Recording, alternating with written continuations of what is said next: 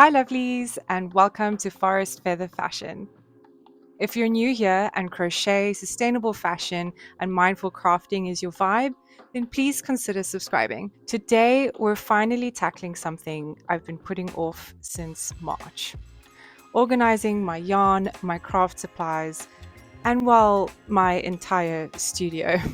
We have boxes of yarn, material, and other craft supplies to unpack and to organize. And staying true to the environment and sustainability, I'm going to be using whatever I can find or purchase secondhand to organize my space. I really enjoy watching studio organizing videos, so I hope you enjoy this one. Let's get going. We moved to the beautiful English countryside in March this year, and it's been magical. Trading in a fast-paced city life and living in a small apartment for a gorgeous countryside house in a peaceful village. I chose this room for my studio as it has a stunning view of the fields in the front of the house. It feels like the perfect spot to spark imagination.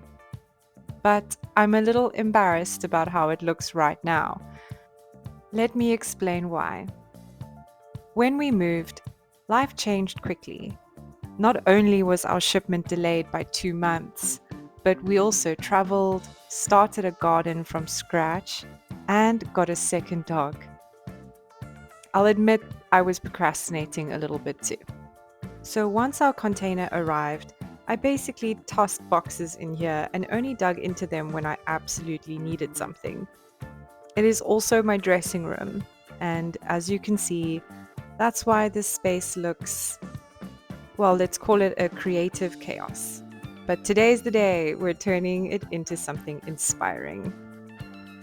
There was only one hook up on the wall, and with my collection of dreamcatchers dying for attention, I'll need to do some hammering towards the end of the week. First things first, I needed to clear out the area and decide what stays, what goes, and where they'll be stored. I didn't want to go and buy all those fancy storage bins, so I only used what I could find.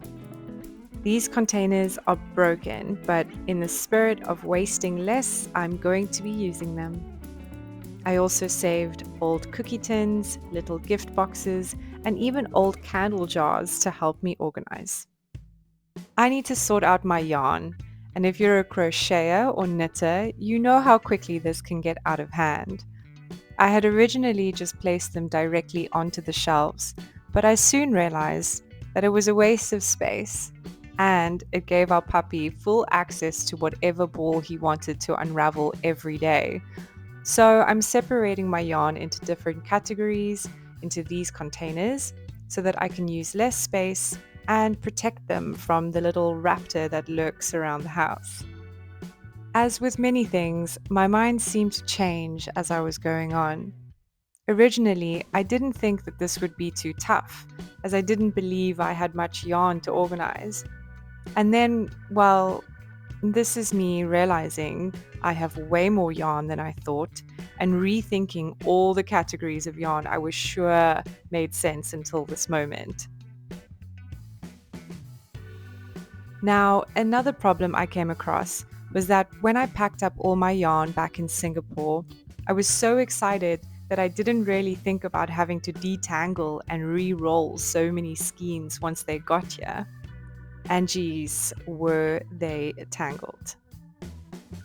You know when you begin a project and are so excited and sure about it in the moment, but when you see all these whips again, you wonder what the hell you were thinking? That happened to me a lot on this day. And I spent way too long on this task. So let's move on. On day 2, I decided to move the shelving units slightly to balance them out and to expose a light on the wall that had been hiding. When my husband found out that I had been doing this all by myself, he wasn't too pleased, and neither was my back. Next, I moved on to my books.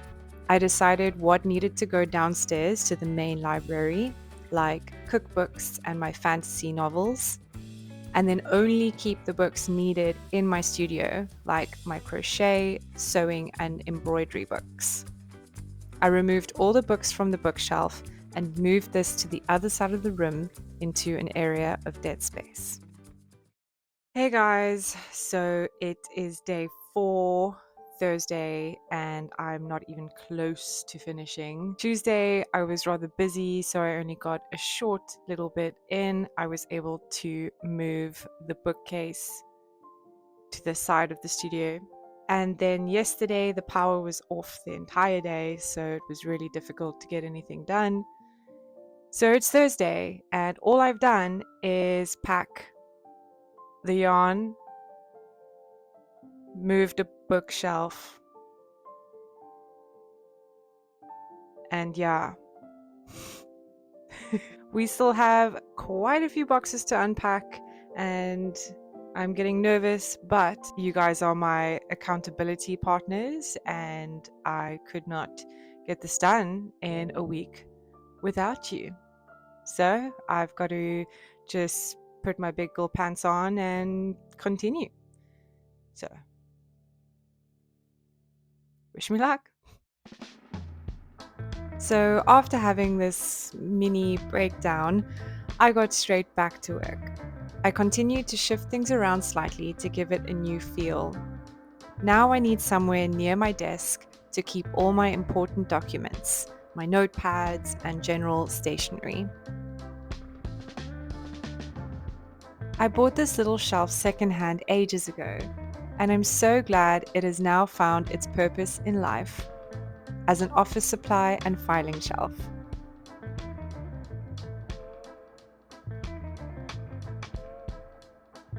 It's funny how clearing things out your physical space can bring about emotional clearing. I'm sure you know what I'm talking about. Pulling out some old photos or an old diary and experiencing those nostalgic and surprisingly emotional reactions to them. I definitely experienced that here, and I decided not to rush this because organizing and clearing your physical space can do wonders for your mental health by letting go and releasing what doesn't serve you anymore.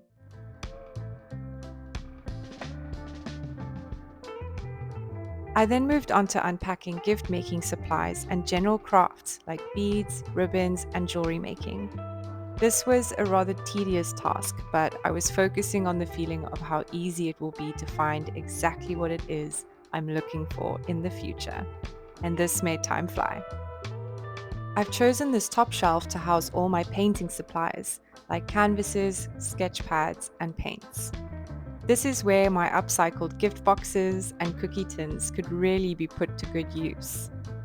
I don't paint as much as I would like to, but I think it's a wonderful project to do with family and friends. I think I see creating a painting station in my near future. Let me know if that's something you guys would like to see. As any true crocheter knows, having boxes overflowing with unfinished projects is practically a rite of passage.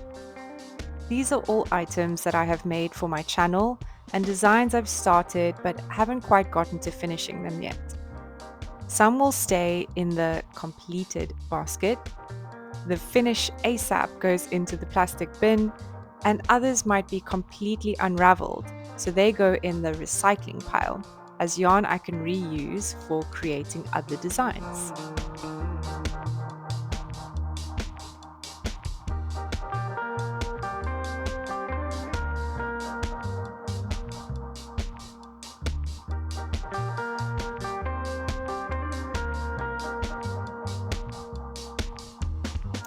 Oh gosh, not me pulling out the very first crochet bralette top I ever made. It's super scratchy and completely unwearable, but it still has a soft spot in my heart. I remember feeling gratitude in this moment for everything that I've gone through and learnt up until this point in my forest feather fashion journey. Not so long ago, I decided to move on from a career in mining and follow my passion for being a creative and a teacher. I just wouldn't want it any other way.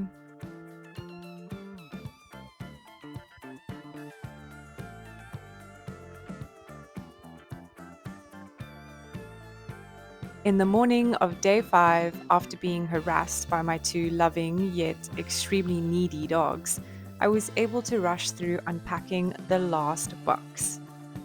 This contained all the gift wrapping papers, extra little gift bags, and candles that were then put inside their respective organized boxes on the shelf. Now that all the boxes have been unpacked, I can focus on rearranging ornaments, putting things away that don't belong in the studio, and perhaps adding some plants and candles to make the space feel comfortable and calm.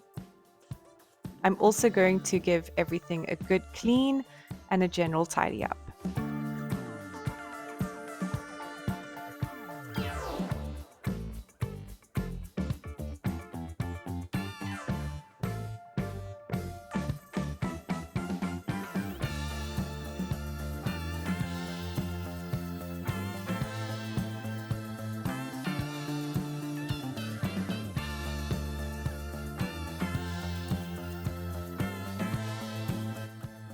When my husband found out I'd be unpacking and organizing, he surprised me with the cutest inkless label maker.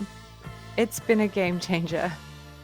I used it to print labels for my jewelry box and yarn containers, so now I can find what I need without digging through every single drawer.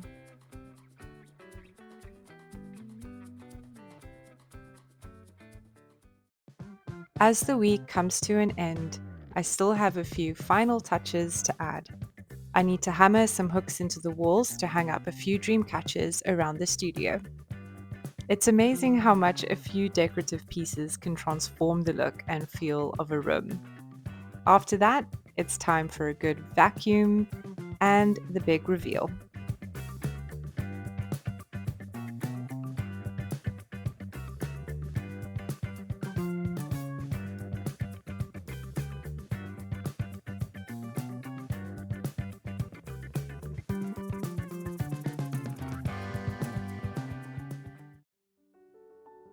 I didn't expect this task to be easy, and it definitely took its toll, physically, emotionally, and spiritually. But it was so worth it. I've managed to cleanse my space and create an environment that feels inspiring and creative. Of course, it is still a work in progress. I'd love to paint the walls, add fairy lights, and maybe install some wall shelves for extra storage. But that's a video and probably another mini breakdown for the future. This isn't my usual type of video, but I wanted to share a different side of forest feather fashion with you guys. And don't you feel that there is just something so satisfying about watching someone else organize their stuff? Anyways, if you liked this kind of vlog, please let me know by liking the video and telling me how many whips you currently have going in the comments below. I'm so glad you went on this journey with me. Thank you so much for watching. Please subscribe for more crochet tutorials, tips on sustainable fashion, and mindful crafting. You can follow me on Instagram at Forest Feather Fashion. Until next time, bye guys!